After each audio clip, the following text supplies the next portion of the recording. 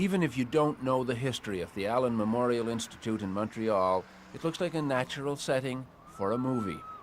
A horror movie, maybe. But then, the truth about what happened to hundreds of psychiatric patients there a long time ago is a horror story. Okay, so we're en route, guys. A piece of Leon. And now it has become a movie, a dramatized account of a bleak chapter in the history of Canadian psychiatry, produced by a former Fifth Estate documentary maker, Bernard Zuckerman. Literally could not make change for $1. The central character in the TV movie is a world-renowned psychiatrist at the Allen in the early 60s. His name was Dr. Ewan Cameron. Dr. Cameron. It's the classic story of good turning to evil in its most simplistic terms. I mean, Dr. Cameron started off as someone who was probably one of the most enlightened psychiatrists in the country. But then something happened. And whatever happened, suddenly here is this enlightened doctor, this noble doctor, who begins doing more and more and more bizarre experiments on his patients to the point where he is destroying the minds of hundreds of people. These are the days and hours are the occasion. Inspired by the exuberant post-war optimism in technology, Cameron thought he'd achieved a major scientific breakthrough: how to repair a damaged human mind. The media rejoiced, even coined a phrase which would become a tragically silly oxymoron: beneficial brainwashing. Linda MacDonald was a young mother with 5 children under the age of 5 when she started feeling low. Her family doctor knew just the man to make her better. I was tired, I was depressed, my back was hurting. And so he said to the children's father, why don't you go to Montreal and visit this Dr. Ewan Cameron, this famous man who has all of these accolades, and have an assessment. So we went. My medical file even says that I took my guitar with me. And that was the end of my life. Within 3 weeks, Dr. Cameron decided to call me an acute schizophrenic and ship me up to the sleep room. How long did they put you to sleep for? I was in a coma for 86 days. 86 days of unbroken comatose, sleep. Yeah. Total comatose state. The theory was simple: erase a disturbed mind and start all over again. One of Dr. Cameron's colleagues at the time was Dr. Peter Roper. The aim, I think, really was to wipe out the patterns of thought and behavior which were detrimental to the patient, which were sick, and replace them with healthy patterns of thought and behavior. I think this may have been stimulated by the effects of the American prisoners of war in Korea, how they seem to have been brainwashed. The movie, called The Sleep Room, dramatizes one technique for brainwashing: extreme sessions of electroshock therapy, massive jolts of electricity 3 or 4 times a day for weeks. According to her hospital records, Linda MacDonald had 100 of these treatments. She entered hospital for treatment of what we can now guess was postpartum depression. Her records show the results of shock and radical drug therapy. May 15th shows some confusion.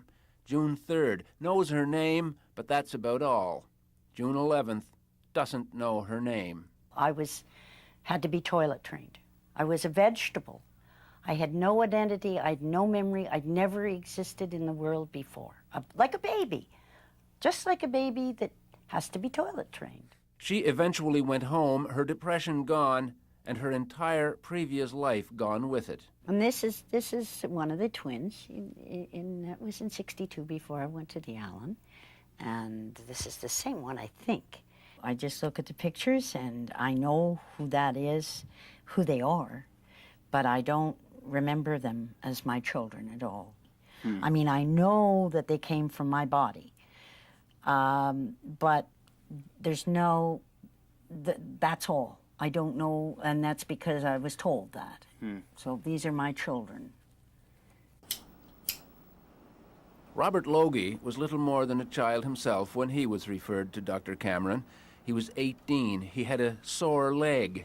His doctor thought it was all in his head and sent him to the Allen. Like Linda MacDonald, he went through a nightmare of shock therapy and drugs, including LSD.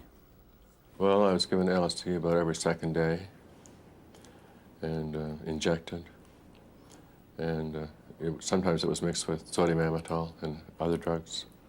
88 part 1 on 1 take 2. Yep. Most of the drugs were experimental, but seemed suitable for brainwashing, or as Cameron preferred to call it, de-patterning.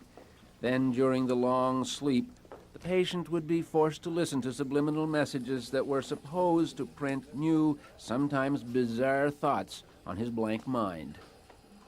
I was aware of the speaker under my pillow. I was aware of the words. Which were? You killed your mother. You killed your mother. Yeah. Who was alive and well. Who was alive and well. And over and over again, this voice is done. Well, like I say, it takes about 2 seconds to say that message. And this was going on for 23 days. And when I went home, after being there, and when I went home, my mother was there, and why was she there? And it didn't make any sense. So what was going on here? Dr. Ewan Cameron was at one point head of the World Psychiatric Association and is still admired by some of his former colleagues. Dr. Peter Roper. What is the possibility that we had a good, well-motivated man whose ego and ambition took charge of his professionalism and led him into some fairly dark places? Well, I would put that chance as pretty slight. I think it's more likely that if he'd been around to defend himself when this story came out, we'd have a totally different picture of it. What would he say? Put yourself in his shoes. What would he say? I think he'd say, look, I treated these patients to the best of my ability. I didn't get all of them well, but most of them I got better than they were. A travesty, I agree. But in the movie, Dr. Cameron will not come off so well. They're your patients. Most of these people were discharged as cured. It accurately shows that many of his patients, inaccurately diagnosed as schizophrenics, were permanently damaged by his methods.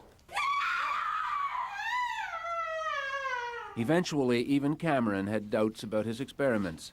He left the Allen in 1964, died of a heart attack 3 years later. By then, the hospital had quietly abandoned the experiments. Destroyed these people for nothing. You can't just walk away from this, Cameron!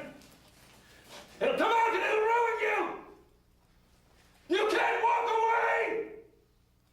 Nobody knows for sure exactly how many people Dr. Cameron and his colleagues exposed to the program of chemical and electroshock treatment they called de-patterning and psychic driving, a process which some experts have since called barbaric. But many years would pass before there would be any public or official acknowledgement of what those damaged patients had been through. It would take a dramatic disclosure in the late 70s that the Allen Memorial had been part of a Cold War program of brainwashing experiments, paid for in part by the CIA. Hidden among its most sensitive files were CIA records documenting a project called MK Ultra. Between 1957 and 1961, a CIA front funneled about $62,000 US for brainwashing research by Dr. Ewan Cameron. The American media got the story first, but the Fifth Estate exposed the magnitude of the human tragedy.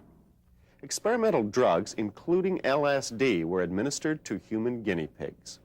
The patients were never told that their treatment was part of a CIA experiment. I don't think we'll have radishes this One of those patients was Velma Orlico of Winnipeg. She'd been at the Allen in the late 50s for treatment of depression. She happened to be married to a member of Parliament, David Orlico of the NDP. She'd considered Dr. Cameron a near saint. Now she was being told she'd been betrayed by him. It was an awful feeling to realize when I found this out that the man whom I had thought cared about what happened to me didn't give a damn. I was a fly, just a fly. First, she felt hurt. Then she got angry and decided to sue one of the most powerful institutions in the world, the CIA. As a matter of fact, when she said she wanted to sue the CIA, I said, "You're crazy. How can a hick from Winnipeg sue the CIA?" But she did, along with 8 other former patients, a massive lawsuit that would consume many years and become an obsession for a distinguished American civil liberties lawyer named Joseph Rao. Cameron, all he did was what the CIA was in effect asking him to do, and what he said he was going to do, and he did it. Rao and a young assistant named James Turner knew they were up against a formidable opponent in the CIA, but they thought the odds would be evened a bit by help from a natural ally. They were in for a disappointment. But we expected to have a very potent ally in the form of the Canadian government. And unfortunately, instead of helping their own citizens because the Canadian government was worried about its possible liability, the Mulroney government in effect stabbed its citizens in the back at every turn in the litigation. Ottawa actually helped suppress a key piece of information, evidence that CIA officials at the U.S. Embassy had actually apologized to the Canadian government when the CIA experiments were first revealed. Jim Turner is still flabbergasted. You got to understand how important these apologies and expressions of regret were. This is an admission. This is legally admissible in court because it is one of the parties to the litigation saying, "I did something wrong and I'm sorry I did it." That is prima facie evidence of negligence and of wrongdoing that goes a long, long way to bringing the case to a timely conclusion instead of the protracted 10 years of litigation that we had. And action. Mr. Mulroney. The movie underscores the impact of Ottawa's refusal to give the lawyers details of the CIA apology. The lawyers eventually upped the ante on the Fifth Estate. And action. Tonight on the Fifth Estate, startling revelations about the activities of the CIA in Canada. With the publicity wave gathering momentum and the strength of the victim's case becoming more apparent, the CIA caved in the day before the trial was to begin. They settled out of court for $750,000. At the time, it was the largest settlement the CIA had ever awarded, and it provides a dramatic finale for the movie. Because we made them pay. They couldn't beat us. We won. You write that down, mister! Producer Bernard Zuckerman says besides the financial terms, this was a major moral victory. Here you've got 9 little Canadian victims taking on probably the most powerful institution in America, the CIA, and these little Canadians, they win. They get the CIA to settle and give them money and, in effect, an apology saying what we did is wrong. The movie ends with the CIA settlement, but the story didn't end there. Troubling questions would persist, especially about the Government of Canada. So why was Ottawa so ambiguous when it came to helping some Canadian citizens get compensation from Washington for what they endured in a program that was inspired mostly by American Cold War fears? Well, the answer was simple. The Government of Canada was even more deeply involved in the Allen Memorial experiments than the Americans. Dr. Cameron's experiments were funded to the tune of $500,000 by the Federal Department of Health and Welfare during the 50s, and the funding didn't stop then. They kicked in over $51,000 after the CIA project ended in 1961, which was when a young, stressed-out mother named Linda MacDonald became part of the Allen Memorial story. When she discovered that her own government had been funding brainwashing experiments on her, she made a dramatic decision. You decided to take on the Government of Canada. Oh, sure. Well, hey, considering what I'd already been through, that was a snap. You know, what else? Why not? It must have become obvious to you fairly quickly that you were ramming your head into a brick wall. Yes. I'm stubborn, too. It got to the point where every time, whether it was John Crosby or Raina Titian or then the Honorable Kim Campbell, it got to be you guys, we're gonna stay alive. And I said that to Brian Mulrooney too. If you think I'm going away, you've got another thing coming. I'm not going to go away. I finally discovered... Linda MacDonald would hound the federal government for 4 years before finally in 1992, Ottawa grudgingly agreed to compensate her and some of Dr. Cameron's other victims $100,000 each, in exchange for signing away the right to sue the government or the hospital. But it was an ambiguous victory. Ottawa refused to acknowledge any wrongdoing at the Allen, a conclusion backed up by a legal review of what happened there. The report by a prominent progressive conservative lawyer relied partly on expert advice from Dr. Frederick Grunberg, one of Quebec's leading psychiatrists, who made two controversial assertions: that patients hadn't suffered irreparable harm and that they had consented to the treatment. Well, what I meant is that the patients who were admitted at the Allen Memorial Institute were patients who went in voluntarily. So the sort of consent they gave is what was went on was a sort of general consent to the hospital, the sort of consent that was given for surgery or for any other procedure. Consent had nothing to do with it. Dr. Cameron did not describe the treatment. He did not clarify. He did not give any way, shape, or form any kind of a hint of what was going to happen. That's not consent. And I don't even know whether he talked to me, because I'll never remember anyway.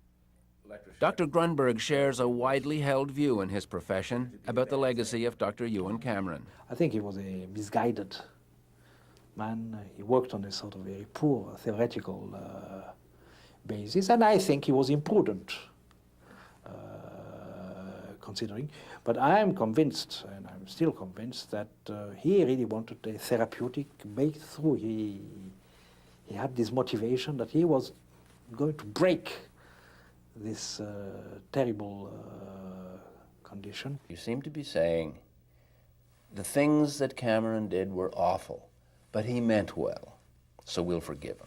And the victims or the patients will have to live with the consequences. It's not a question of forgiving. As I say, the thing is, we put what he was doing in the perspective of his time.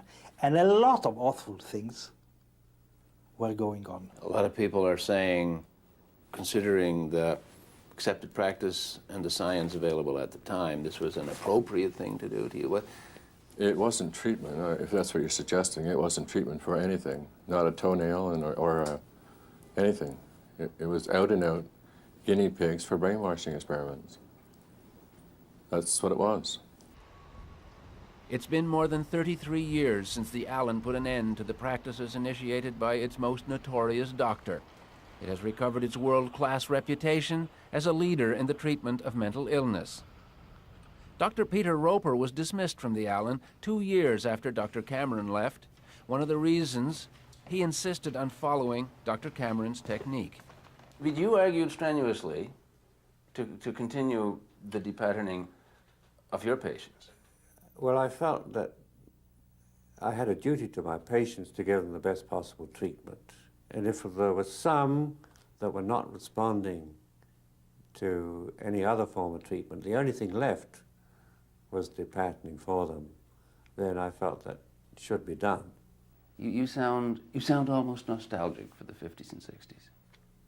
Oh no, it's not nostalgia. It's the question, I think, that bothers a lot of doctors, that it's rather sad if they're prevented from having that treatment because of administrative, political, or other reasons which had nothing to do with good medical practice. For Linda MacDonald, good medical practice in 1963 turned an emotional crisis into a horror that would haunt a lifetime. Here we are. This feels strange. This spring, she returned to the Ottawa High School, where she graduated in 1957. Hi, Linda. I'm Ann Argue Highland. How are you? Hi. I was in the Liars Club. I don't know if you remember. I don't And remember at all. No, I guess not. Oh, and all of these people? We knew all of these people. She has no memory of this place or those times, or even of who she was back then. Oh, there I am. Look at me. Did they call me Linda? Yeah. I am who I am today. My family tells me that I am very much like the Linda that they knew when I was growing up. Gregarious, always talking, laughing, singing, happy, positive person. I have no memory of that person. All I'm grateful for is that Cameron might have been able to wipe a memory, but he couldn't wipe a spirit.